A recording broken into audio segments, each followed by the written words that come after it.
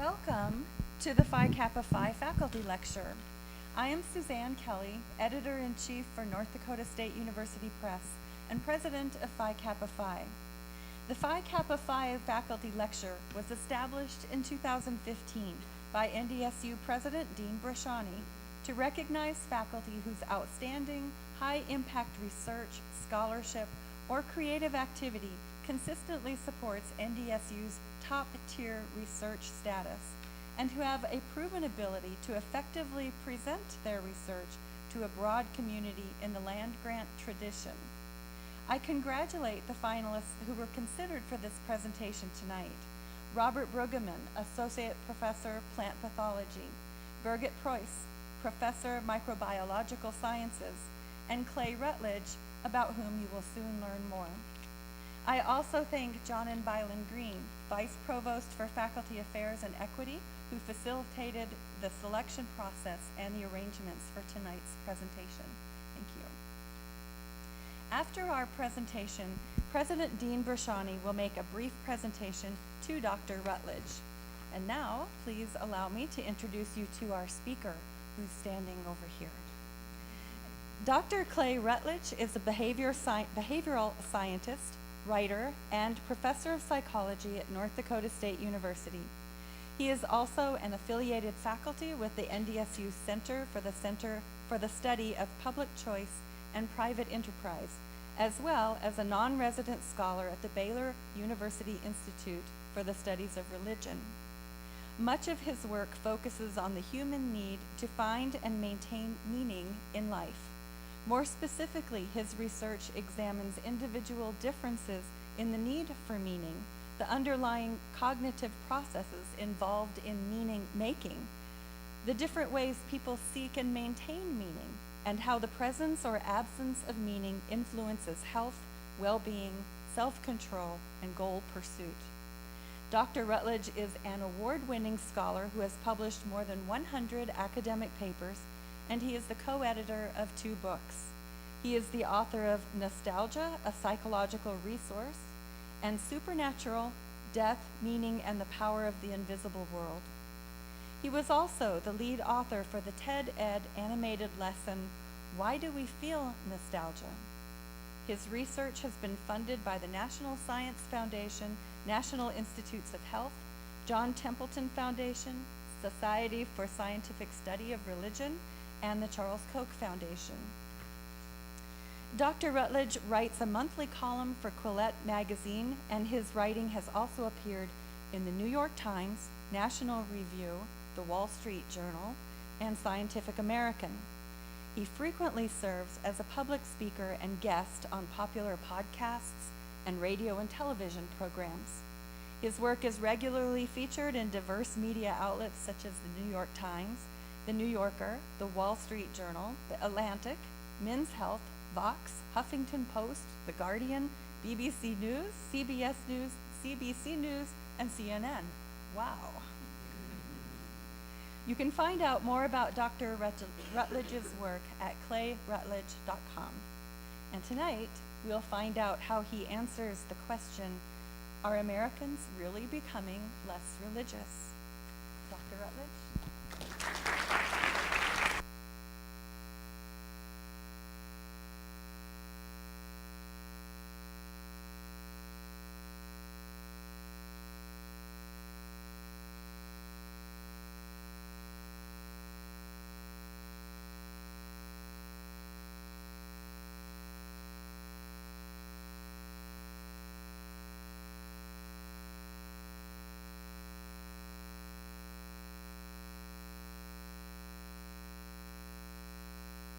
Is it, now it's on, okay. And thanks for coming out in this cold weather. And it's a real honor to be selected to give this lecture. Gonna do something I'm finding myself doing a lot more of lately. Even to see these big slides. So if you look at any national survey or poll about religion, the state of religion in America, you'll find the same story of decline.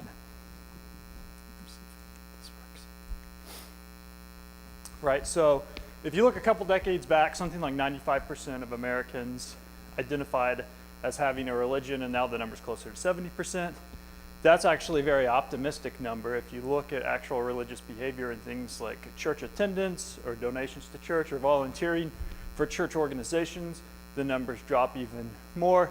The most optimistic estimate of church attendance is something around 50%, but in all likelihood it's closer to 20 to 25%. Even among devoutly religious, there's some evidence that they're talking about in narrative analysis that even devoutly religious people talk about God less now than they used to. If you look at confidence, like how confident you are that there's a God, the numbers used to be, at 70, 80%, even like a decade ago, and now they're closer to 60%.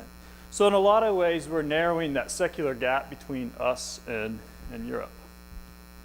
Oh, I just read the other day that something like 6,000 to 10,000 churches close every year in the United States. So part of the idea behind the decline of religion in America is this notion that I'll call the secularization argument, which is basically people used to be religious for a lot of different reasons, to understand the world, to understand their place in it.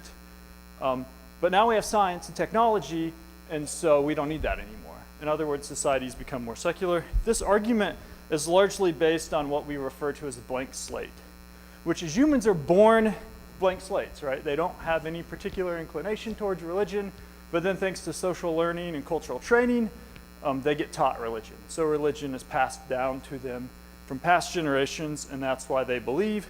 This argument helps us understand why people disbelieve too, because if you can learn something, you can unlearn it. And this argument helps us understand the diversity of religious beliefs and practices around the world. If I were to ask you, hey, there's a guy named Bob Smith in Kansas, he's a farmer, what's his religion? If you're a betting person, you'd be wise to say Christianity as opposed to Islam or Buddhism or Hinduism or another religion, right? So we can understand what people believe in part by knowing what they're taught. That would be like a really short talk if I was done, right? So obviously I have more opinions than just, yes, religion's clearly in decline. So another way to think about this is not just what are the specific beliefs that people have, and are people changing these beliefs or abandoning these beliefs, but are people really less inclined to believe in the supernatural? So just at the same time as traditional religious identification and belief is on the decline in the United States, there's a number of metrics that suggest other supernatural beliefs are increasing. So for instance, in the last 10 years, the number of haunted houses in the US has doubled. There's something like 1,200 or so haunted houses now. It's a $500 million industry according to the Wall Street Journal, and the profit margins have doubled in the last decade as well. You can even hire people to come and de-haunt your house. So if you're buying property or selling property and you're worried about a ghost, there's a business that can take care of that for you. Similarly, if you look at all the polls in religion and you want to have any kind of optimistic view about the future of religion, you won't if you look at generational differences, because the number 70% of people who are religious gets much lower if you actually look at young adults. And it doesn't seem just to be a generational effect. If you compare young adults now to young adults 2 or 3 decades ago, young adults today are a lot less religious. But they're also a lot more likely to endorse a wide range of supernatural beliefs that are non-traditional. So for instance, there's been a rise in the healing crystal industry, and there's a lot more, young people are more likely to be into that than older people. There's also been a lot of surveys that show that young people are more, millennials in particular, are more likely to identify with astrology and witchcraft. Non-traditional supernatural culture is more prominent in the most secular parts of America. So like on the west and east coast. So for instance, I was actually helping a writer at Vox on a piece they were doing on healing crystal shops in LA, and they were saying, I don't think, this doesn't seem like it could be true, but they were saying it's easier to find a healing crystal shop than like a CVS or Walgreens pharmacy.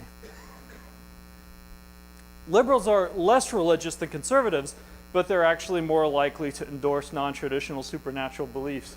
So something like around 30% of Democrats believe in reincarnation, spiritual energy, and astrology, the number of Republicans that believe in that's like 10 or 11%.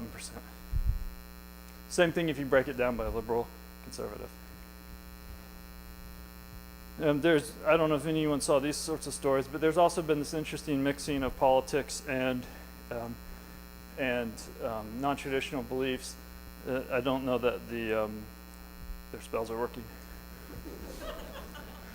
Affluent white liberals are the least religious, but they're also the primary consumers of New Age spirituality products and services. Again, when I was helping this person on this Vox article, I'm a Midwest boy, so a lot of things shock me in terms of prices.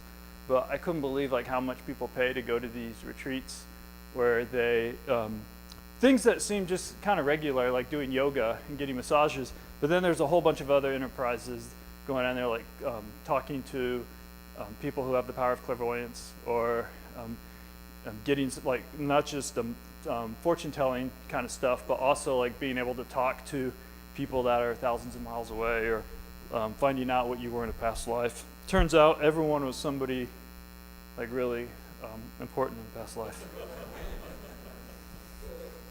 There might be a narcissism component to that. There's even some evidence that in so-called secular Europe, that belief in supernatural is on the rise. So there were some polls in Sweden, which is often considered like the most secular or least religious country in Western Europe. There's some polls that suggest like somewhere between 35 and 45% of people in Sweden believe in ghosts. There's actually some social scientists in Sweden that don't believe their polling numbers about how few people believe in God. They actually propose that there's an interesting opposite stigma that occurs in the US, which is people there don't want to admit that they believe in God, whereas in the US, people don't want to admit that they're atheists.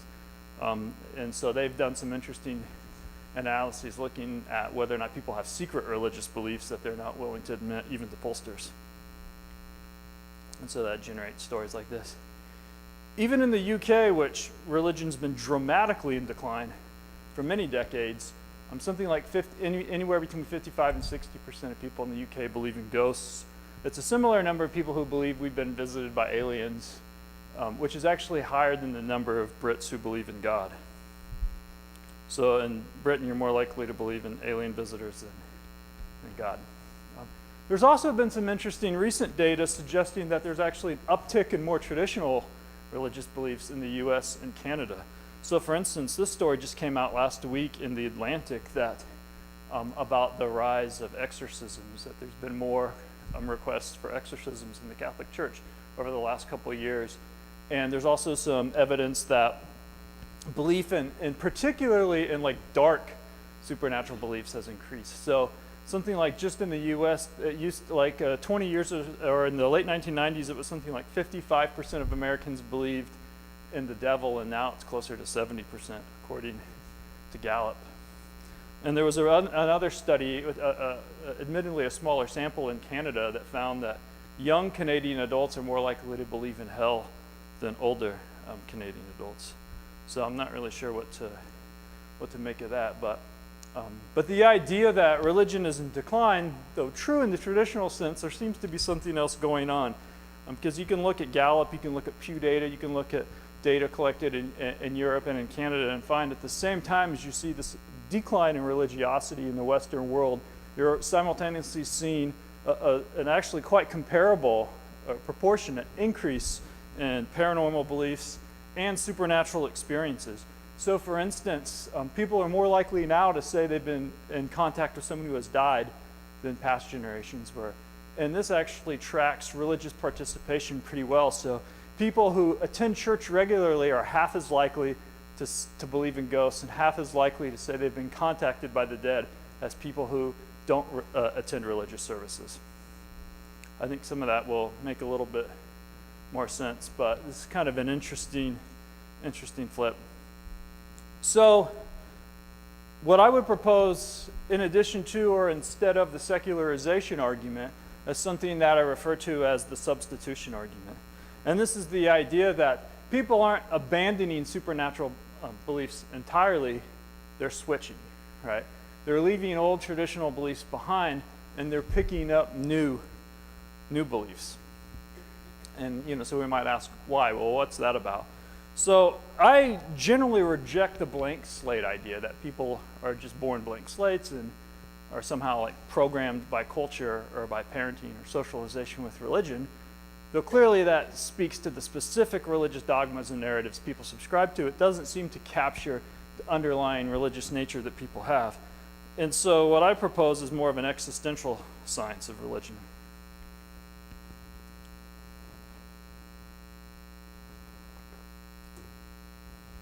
Humans are a unique species in that we have this complex cocktail of cognitive capacities that renders us capable of thinking about ourselves, like reflecting on the self. And there are other animals that reflect on the self, but we do it at such high resolution that we can ruminate about all sorts of things that we presume even some of our closest chimpanzee cousins can't do.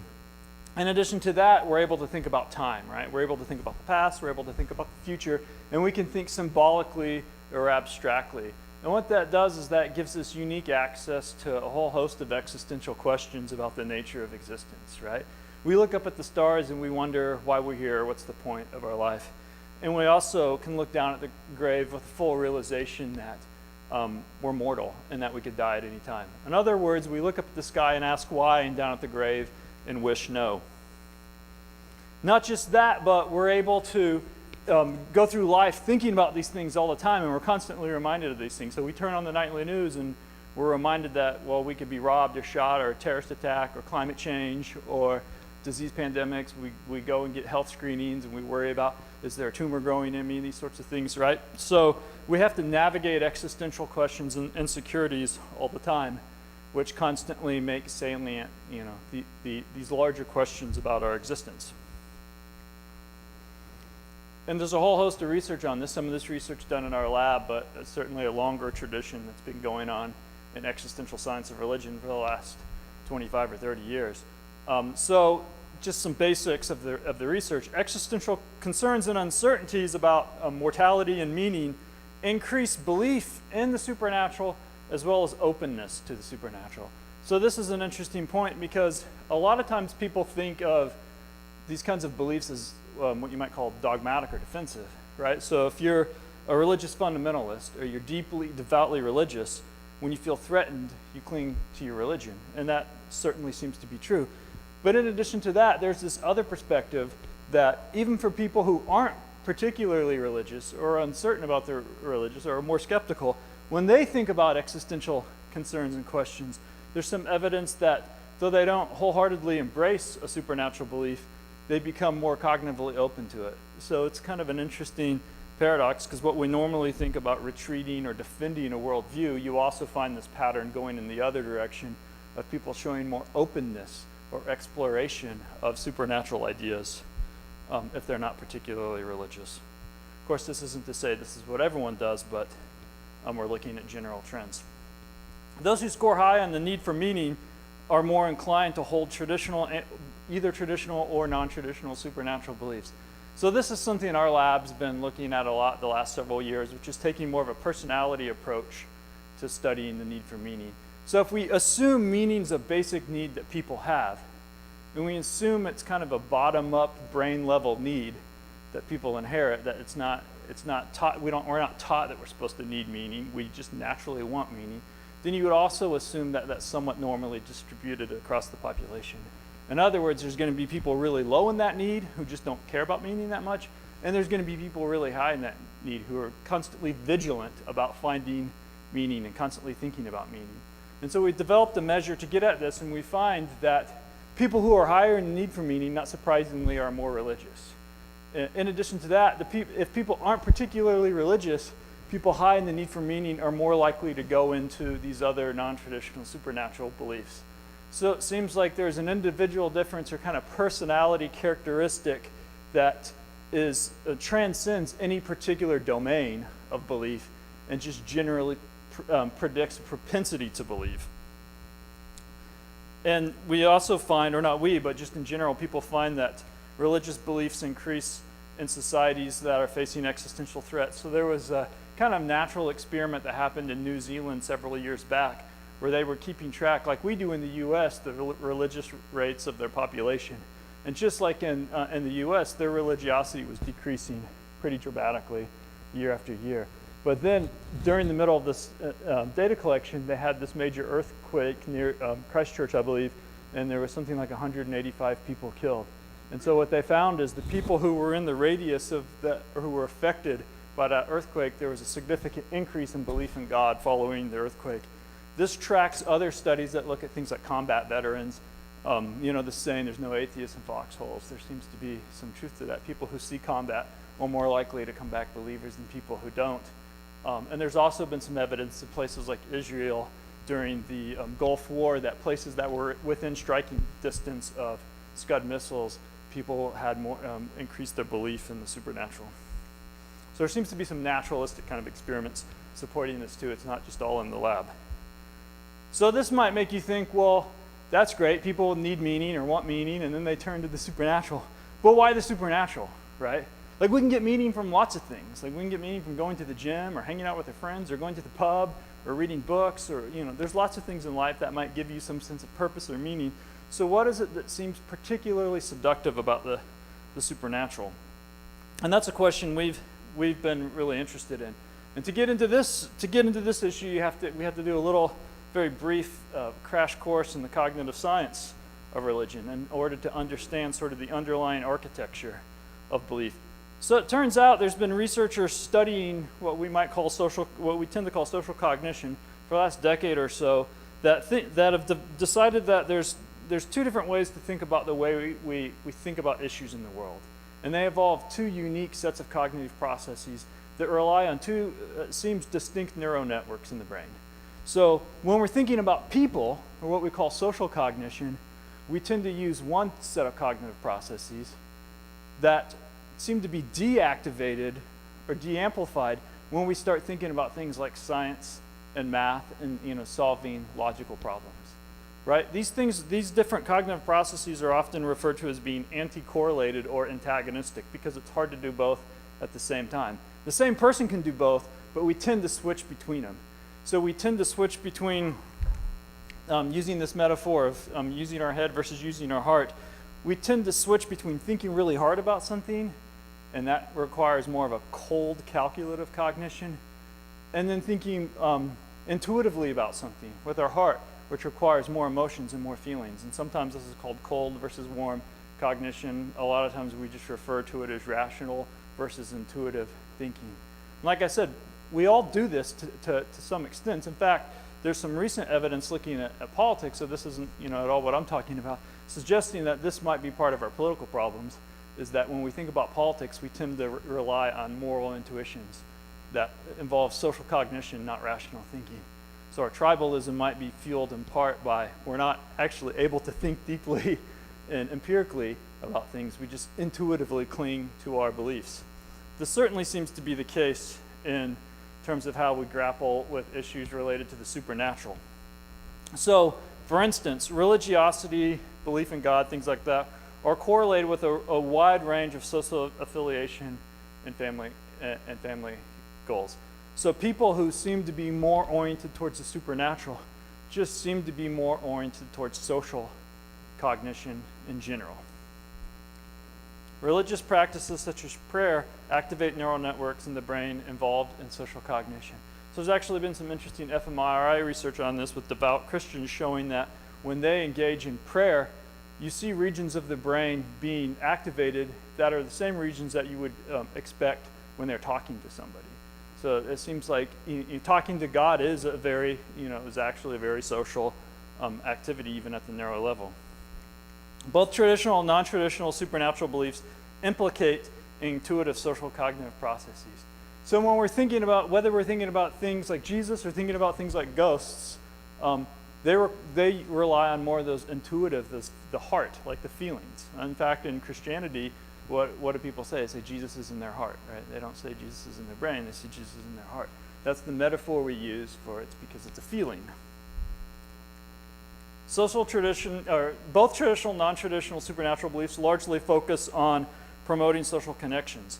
And afterlife beliefs largely focus on maintaining social connections.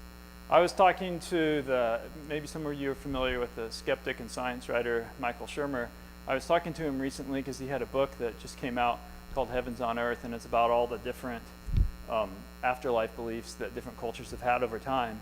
And I asked him, I said, is there a single afterlife belief that you found that didn't involve other people? It was like you just being by yourself somewhere. He said, no, that sounds like hell. That's like, and like being disconnected or isolated from others or from God is considered punishment. In other words, a lot of supernatural beliefs, or most supernatural beliefs, or most of the things that we think about that are related to the paranormal and supernatural involve connections, right? When people are thinking about ghosts, they're thinking about other agents, trying to contact them or harass them or help them in some way, right? When people go to talk to somebody about the future, they're usually thinking about relationships. What's going to happen to me? Am I going to get married? Am I going to get divorced? When am I going to die? Am I going to be lonely? These sorts of things, right? So most of our supernatural cognitions are in fact social cognitions.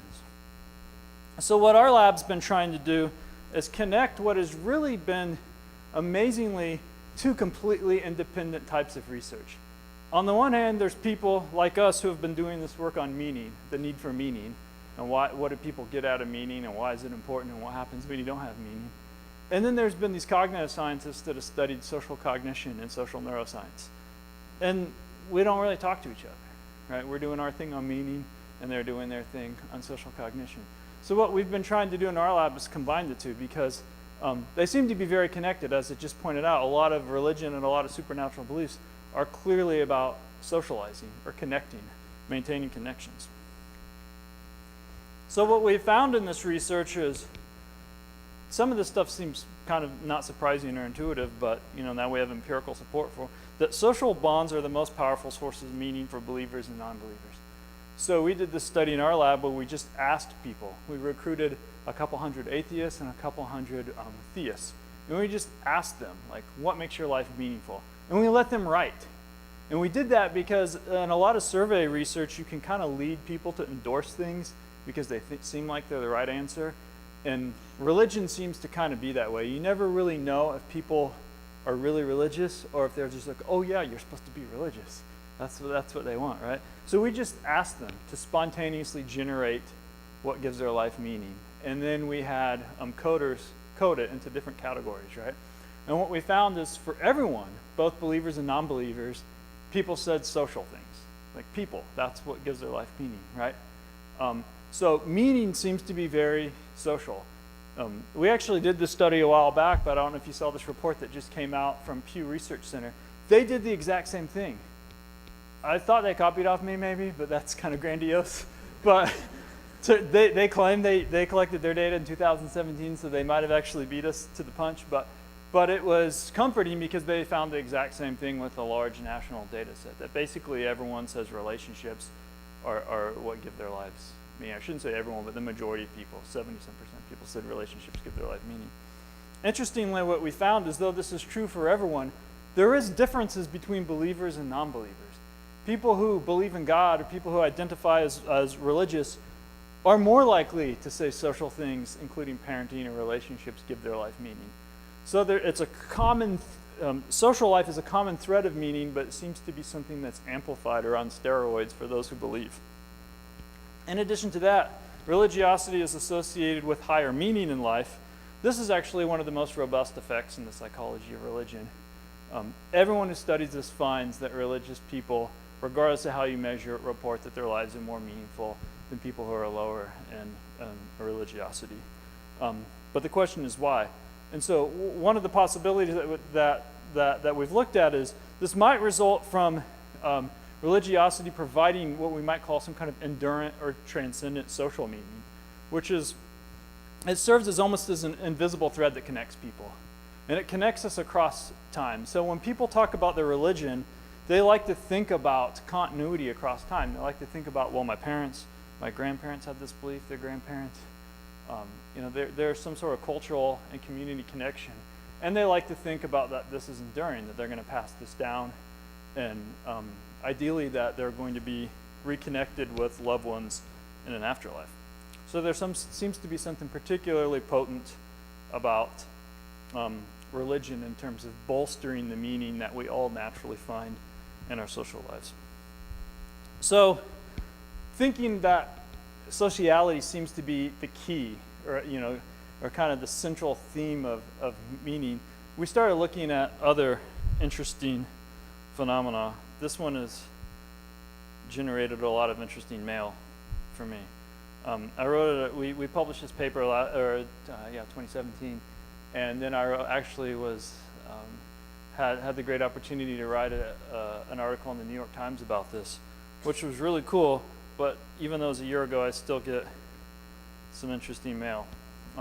This is related to UFO beliefs. So just like other non-traditional beliefs, at the same time as religiosity's been declining, the number of UFO sightings has been increasing. Now, my first thought on this is, well, there's more stuff in the sky, right? So it just seems like there's more things to see, so there's more people saying they saw UFOs.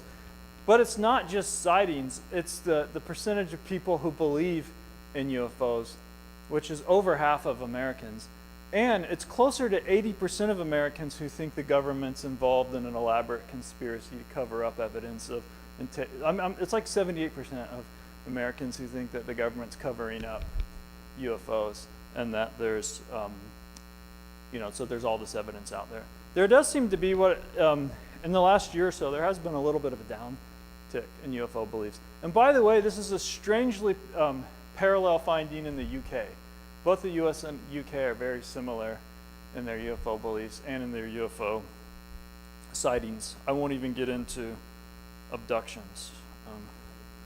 You can ask me about that later.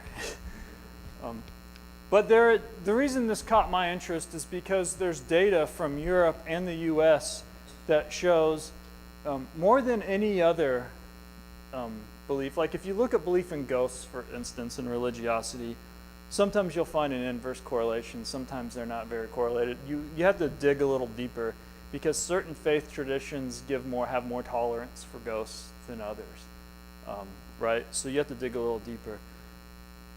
There's not really, as far as I'm aware of, any mainstream religious faith that's into UFOs, right? So it's a pretty reliable effect that the less religious people are, the less likely they are to believe in UFOs. And when I say believe in UFOs, I don't mean probabilistic arguments about the possibility of life in the universe. I mean that there are intelligent alien beings among us, and they're involved in manipulating or monitoring our society. And some of these beliefs are pretty intricate. There are some UFO beliefs that not an insignificant number of people hold that UFOs, that are aliens, built the pyramids and are secretly running the government and things like that. So this is a pretty reliable inverse correlation between traditional religious belief and UFO beliefs, which seemed like a good place for us to explore this possibility. Going back to Michael Shermer, in his book, The Believing Brain, he actually wrote about this, and he referred to extraterrestrial intelligence as secular gods, deities for atheists, because he was noting more anthropologically that people who are not religious tend to believe in this stuff. And actually, this is one of the few beliefs that males are higher in than females.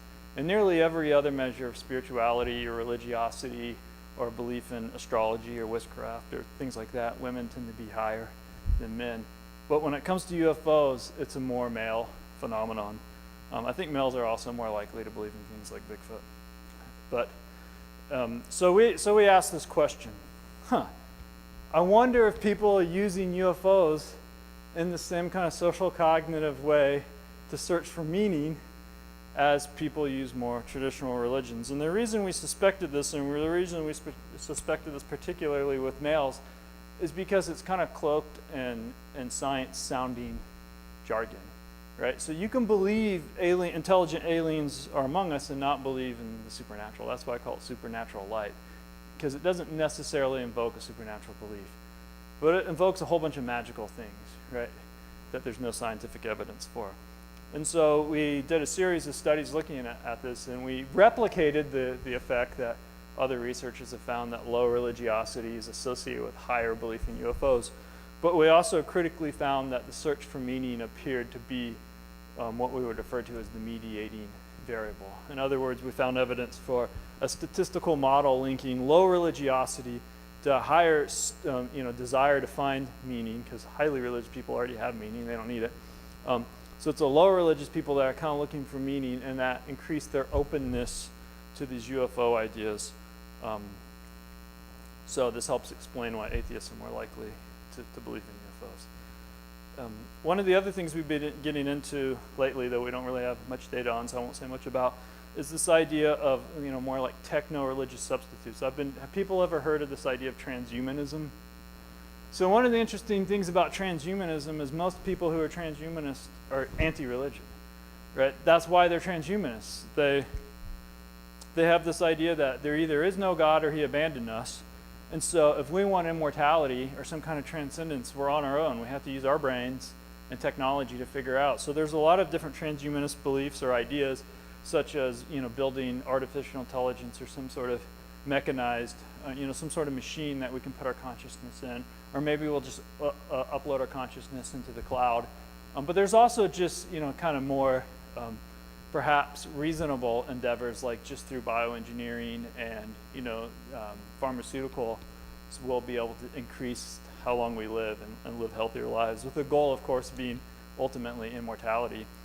But even though this is mainly populated by atheists, even within transhumanism, it seems like spirituality and supernatural beliefs start to find their way in. So there's been some debates within the transhumanist community about this, because there's this old faction of people that are like, no, this is for atheists. We're building our own religion that doesn't involve supernatural beliefs.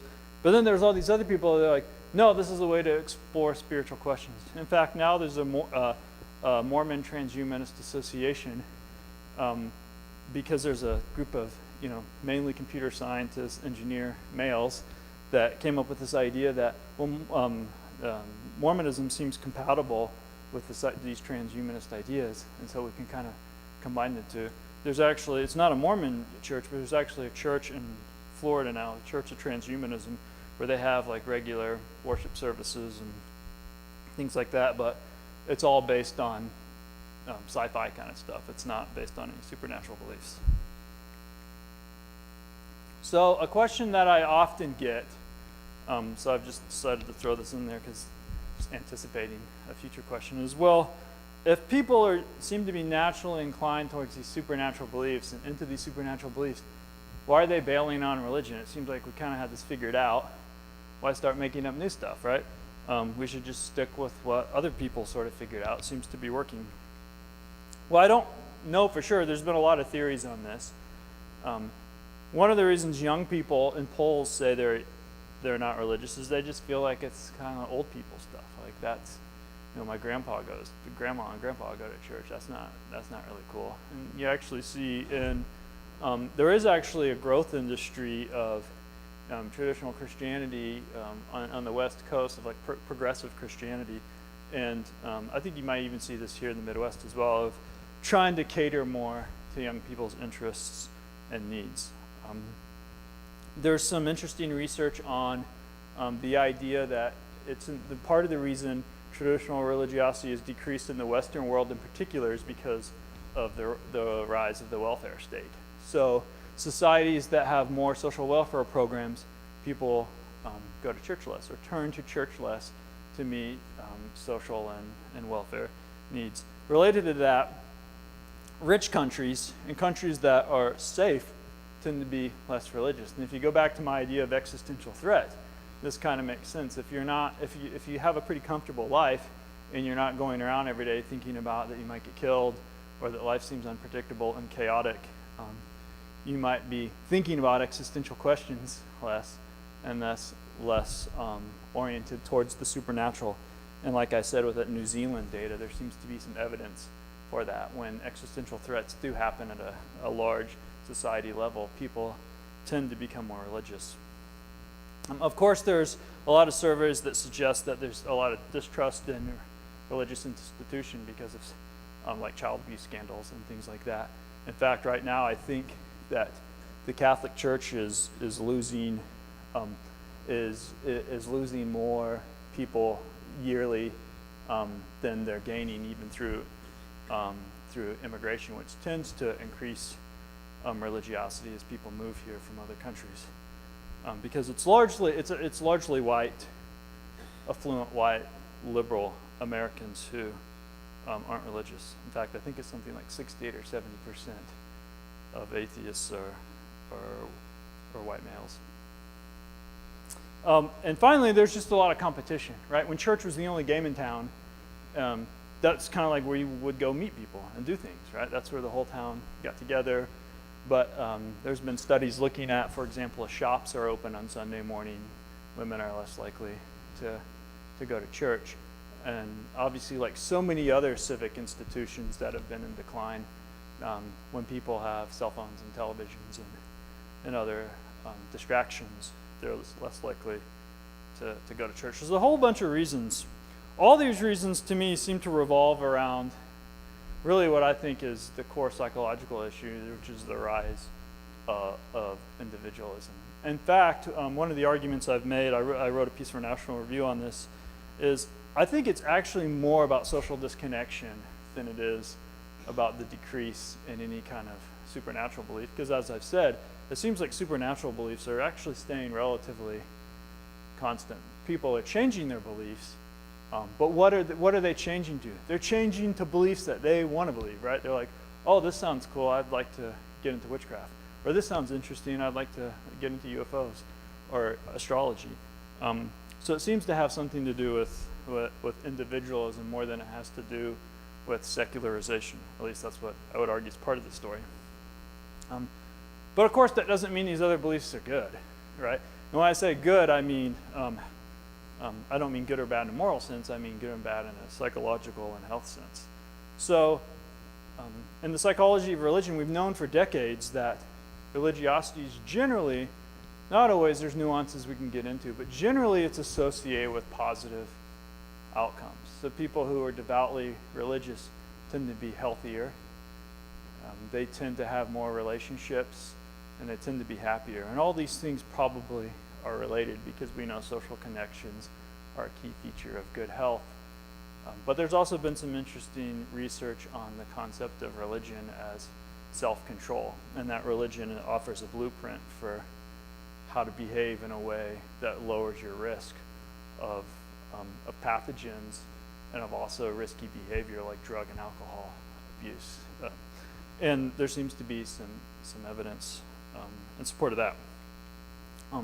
But also there's a lot of evidence suggesting, as I said, this is one of the most robust effects in psychology of religion, that religiosity is associated with meaning. And there's also some more evidence suggesting meaning might be a key mediator in some of these other health effects. In other words, it's to the extent that religion makes you feel meaningful that you live a healthy life. And so that meaning might play a pivotal motivational role, because when you feel meaningful, you want to take care of yourself, right? No one ever wakes up in the morning and says, man, my life is totally without meaning. I should drink a green smoothie and go on a run, right? Like you get up and you're like, oh, like I have stuff I'm supposed to, people are relying on me, I have stuff I'm supposed to do, I matter, so I better take care of myself. So to the extent that religion facilitates meaning, you can imagine it being good for your health. But interestingly, and this is a discovery we've made more recently, is even though these other non-traditional beliefs seem to be predicted by the same underlying need for meaning and seem to implicate the same social cognitive processes as religion, we're actually not only finding that they don't increase meaning, they seem to be actually associated with lower meaning, right? So it seems like these things aren't just net neutral, right? People who believe in these things seem to have lower meaning as a function of believing in these things. Of course, this evidence is largely correlational, I should note, at this point. So it kind of gets to the big question that we don't totally know the answer to, but this is what we're really focused on now.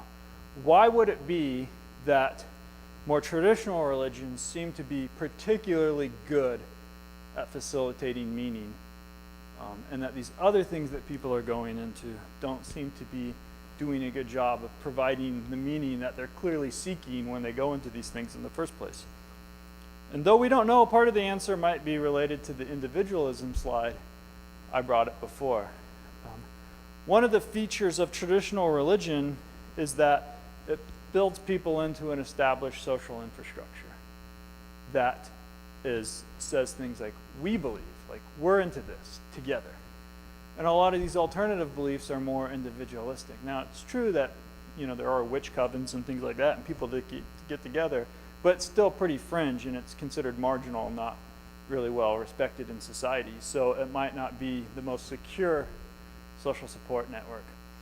In addition to that, there's something about religion that demands submission, social submission. And that, ironically, that might be one of the reasons people get out of religion, is they're like, I don't want to have to do this stuff. But that might be the very thing that gives them meaning, is to have some sense of duty, and that everyone has to submit.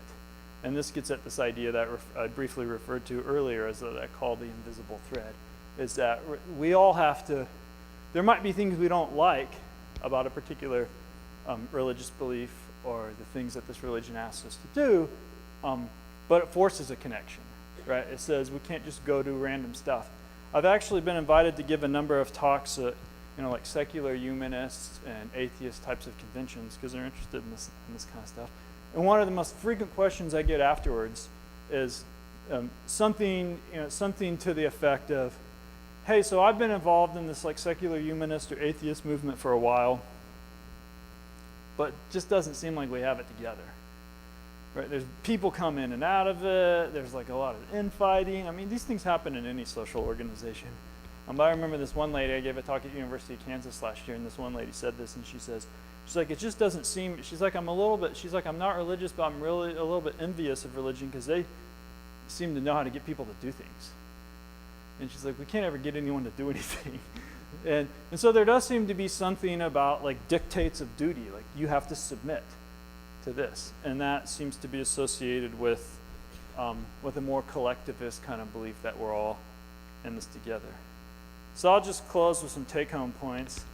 So my argument is that the secularization or blank slate view of faith fails to capture the supernatural and spiritual beliefs and curiosities of humans. It certainly tells us a lot of interesting things about the diversity of beliefs that people have around the world, but it misses something about the underlying religious orientation or supernatural orientation. There's little evidence that the percentage of true skeptics or non-believers has increased.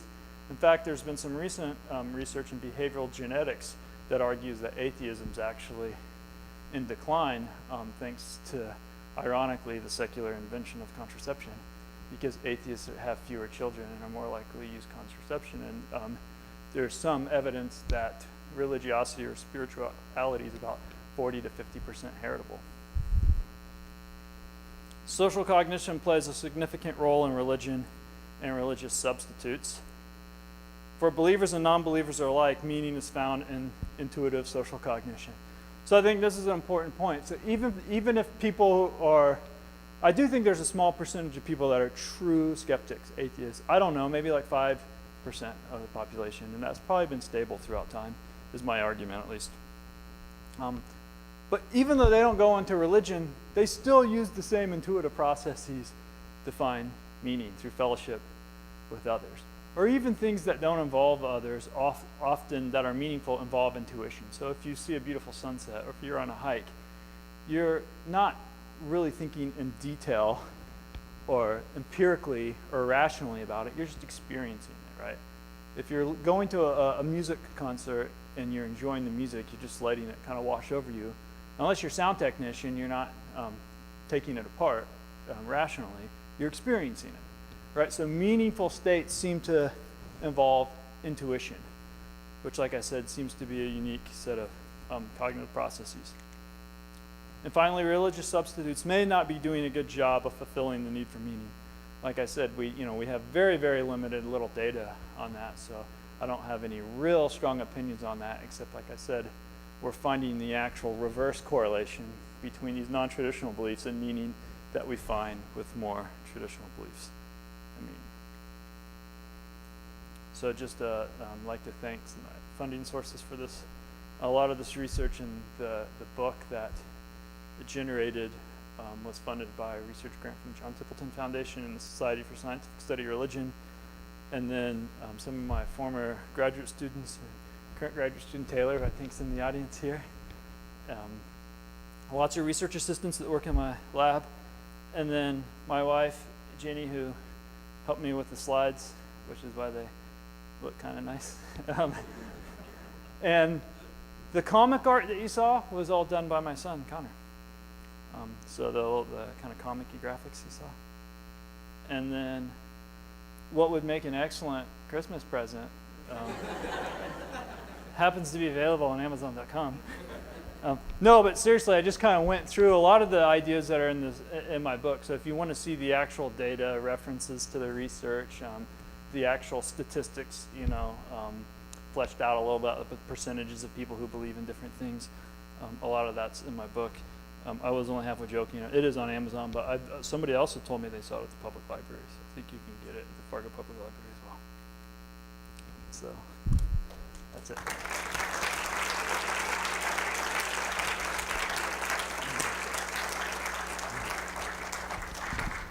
Thank you, Clay. Yeah. And Clay has offered to take Q&A here for a while. We have a microphone. It's not necessarily to make you speak louder, but to make you better heard for the recording. And Kelly, I've lost track of where you are, but Kelly's going to bring the mic to you so you can ask questions.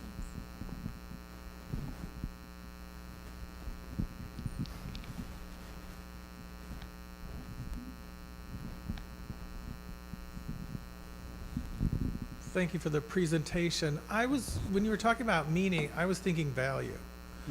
That the drive, the need, more basic one is to be valued in society and so on. So what could be more valued than to be loved by God, this huge entity or something like that? So have you been looking at how value affects this?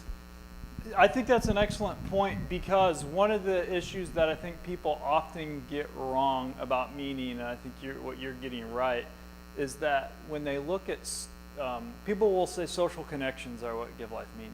And I think that's true, but it's not just any connection, because people can be kind to you and nice to you, and that doesn't make you feel particularly important. So it's feeling valued, it's feeling needed, it's feeling like you have a meaningful. Well, some of the existential psychologists who study this say they define self-esteem actually as feeling like that you're a meaningful person in a meaningful world. And so I do think that's part of it, is where you get value. And there's also some research looking at loneliness and these beliefs. And what they found was for people who are lonely but have a strong religious faith, that seems to really buffer a lot of the effects of loneliness for the reason you articulate. Because you might feel like, well, I don't have a lot of friends and people that care about me in this world, and that would actually be really nice, but God loves me.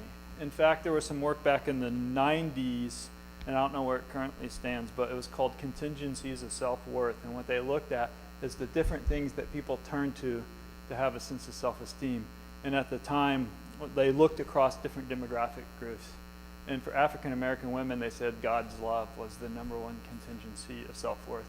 And the argument, at least at the time, was because there was some sense that they weren't socially valued. And so this idea, well, this gives me some kind of resilience or strength, that I am valued by somebody.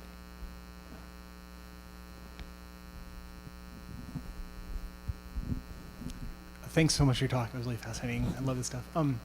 So my question is did any of the research or data come from cultures or populations that are not primarily in Abrahamic or monotheistic traditions, like Southeast Asia, South Asia, Caribbean, something like that? Yeah. So the data I presented, no. In the book, I talk about a little bit of data in Asia. Even in maybe, well, you would certainly know this, I'm sure, but there's this idea in places like in communist China, for instance, that most people will say, or a lot of people will say, they don't have a religion. But if you dig a little bit deeper, they have a wide range of superstitions and supernatural beliefs. I don't know how good I don't have the polling on that, but that's certainly been documented in cross-cultural research. There was also a recent paper that came out that really stirred up a lot of controversy, might not be the right word, but certainly was surprising to a lot of people. And what they found was Buddhist monks in Asia actually had a higher fear of personal death than Christians, Jews, and Muslims. And the reason that was surprising is because the idea of Buddhism is to escape the self, and that's how you defeat death, right? You transcend the self. And ironically, they seem to be the most worried about the termination of the self. Then Christians were more buffered. It was just one study. It was a pretty large study, though, but that's actually stirred up some debate in the research on this. But yeah, other than that, like most of the stuff I've done has been in the Western world, largely because it's addressing this issue of this is what they call the weird part of the world, Western, educated, industrialized, rich, democratic. And so there's something unique about the Western world secularization compared to most of the world, which tends to be more devoutly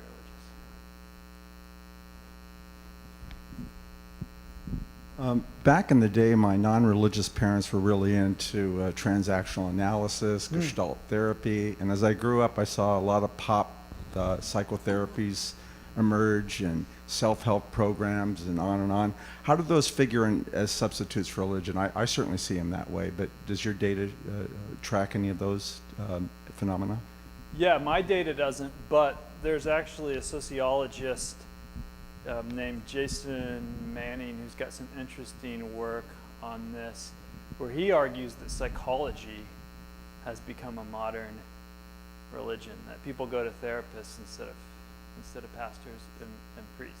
Not that, now he's not saying it's a religious belief, but that it has that kind of substitute quality, and that this kind of new age humanist psychology that largely happened in the more secular West Coast had a lot to do with this, and that kind of became the self-esteem movement and the positive energy, positive vibe. You can send people positive vibes and things like that. I showed that slide about the woke religion, and this person I talked to for a long time at Vox, because they were studying in California, but they were also studying more specifically on places like Silicon Valley, and you have all these people that are like highly intelligent tech people, and they have very prejudiced views towards conservative Christians in particular. They think they believe in all these weird things, and at the same time, and this article and in some of the other work she was doing documented all these absolutely fantastic beliefs that these people held. Some of them were psychedelic induced, but a lot of them were about this sort of idea that there's some kind of spiritual energy that you can transfer between people, and they go off in the desert and do a bunch of things. But they were making fun of the conservative Christians for believing in Jesus, but then they were believing in a whole bunch of other things too. So I do think there is something to that movement. Thank you for the talk. I was really fascinated by your finding with the low meaning for people who believe in the supernatural but aren't traditionally religious. Mm-hmm. And I'm wondering, in terms of explanatory factors, how much the framing of humanity as special might be part of that, because I think about traditional religions and this idea of kind of like us being it and the center of the universe and that type of framing, versus more supernatural beliefs may connect up to humanity as just one part of a larger universe, or thinking about extraterrestrials, that we're just one of, however many thousands or millions civilizations that might exist. So kind of specialness, which is different than individualism versus social bonds.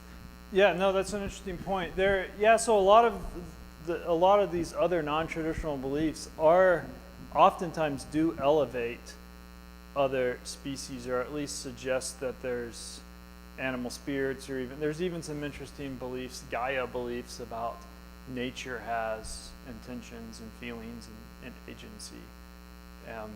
So it does seem like some of these beliefs do sort of knock humans down a little. A lot of the alien beliefs that I ran into were really fascinating because, well, one, they were more intricate than I thought they would be, but they do put us in a lower order. And so a common UFO belief is that they're going to save us. We don't really have it together. We're going to destroy the planet, but we have to do some of these doctrines have very specific sets of things we have to accomplish before we're welcomed into the cosmic brotherhood, and then they'll cure our diseases and help us live forever. So yeah, I do think there is something about that. I don't know for sure, but that's a good point. On the same issue, is there any reason to believe that the well-established religions might have something on their side like greater complexity or depth and internal coherence that actually aids making meaning in a very complex life? Yeah, that wasn't planned, but you perfectly set that up for me because that's actually one of the things we're really interested in now. Remember that slide I showed where these kind of competing types of cognitions, like more intuitive thoughts and more rational thoughts. One of the arguments that we have about religion, which links up to some of the things I said about like self-control, is that religions have had a long time to balance rationality with intuition. And so a lot of religious beliefs are actually very rational, right? They tell you, if you do these things, you're going to have probabilistically, you'll have a pretty decent life. But they also benefit from throwing in the intuition, right? Because when we have transcendent experiences, we want to retreat to like experience, like we want to feel, we want to have a spiritual moment. But that wouldn't be necessarily very enduring if it wasn't built on the scaffolding of rationality. Is one of the arguments for a lot of these doctrines. And there's some research, not on religion, but there's some research by a positive psychologist at the University of Missouri named Laura King, that her argument is that build meaning is built on rational processes and maintained on intuition, or that it's felt on intuition, but you have to have long-term goal structures that come from some philosophy. It doesn't have to be religion, but come from some complex philosophy of life that sort of figured out the blueprint of how to live. And yeah, a lot of these new age or sort of alternative beliefs don't really have that, haven't really figured that out or tried these things out. I mean, there's a reason a lot of beliefs we don't know about anymore, and other beliefs still exist, right? In terms of the marketplace of ideas, some beliefs seem to persist more than others. I don't know if that answers your question.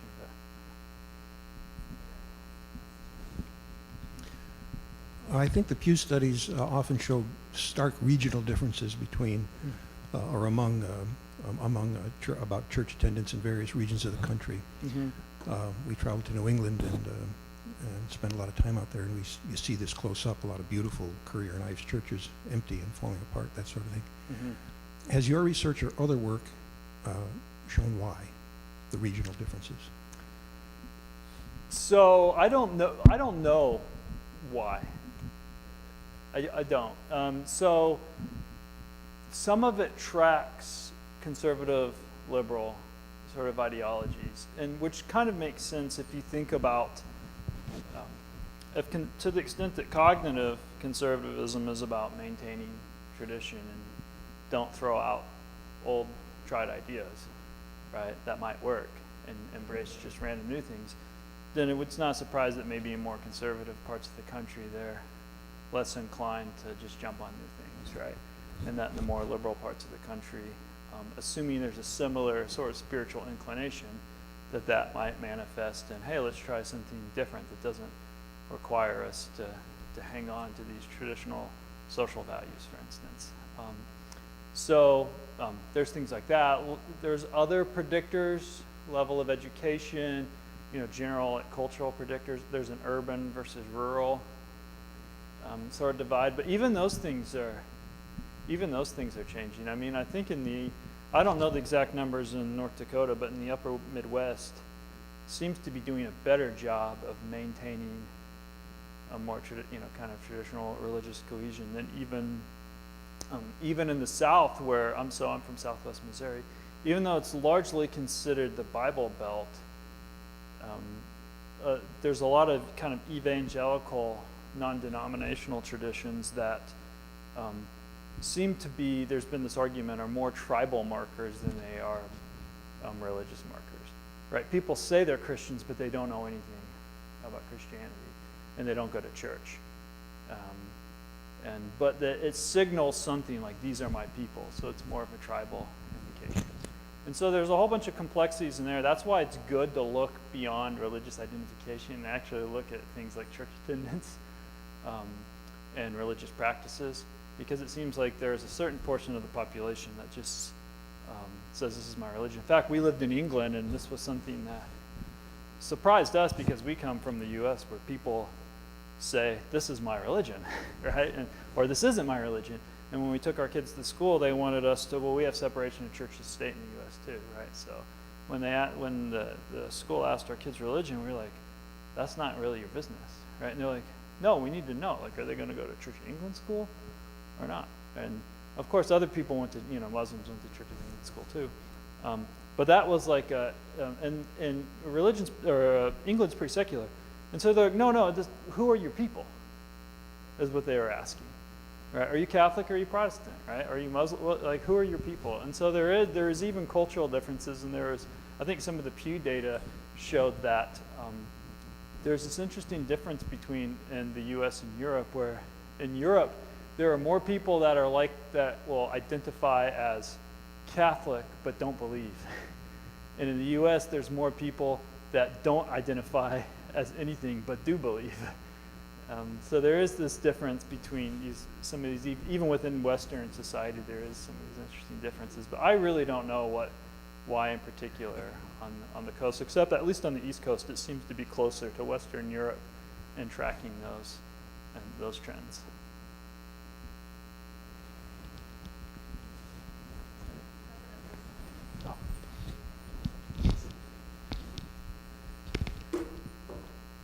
Don't go anywhere. Okay. Well, most of you, I don't think were in the room at the beginning of the evening. We had the induction ceremony for Phi Kappa Phi, and Dr. Kelly did a wonderful job speaking about the tenets of the organization and the underlying premise that it's about a love of learning. I think we've just heard an extraordinary presentation by someone who clearly has a love of learning, and we've learned as a result of that. We've got a small gift here I'd like to present. Just without dropping it, and I hope you'll all join me in thanking Dr. Rutledge for a fascinating presentation. That's a big gift.